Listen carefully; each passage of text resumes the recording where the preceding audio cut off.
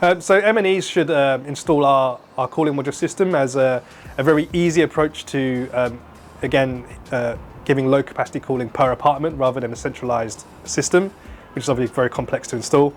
But also it's very easy to control and wire up as well.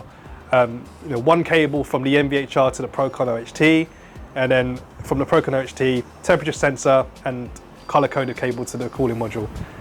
That's the minimum you need to get going, and it's very simple to do. If you want to throw in things like heating interlocks and that sort of thing, again, very easy to interlock with a pump or a heating system, underfloor manifold, volt-free contacts. It just makes it, easy to wire in. Yeah, easy to wire in, and also in terms of space, a lot smaller. So it is a versatile unit to incorporate into a project where you require some form of low capacity cooling or compliance cooling. Thank you for watching. For any further information, please contact your local M&E account manager.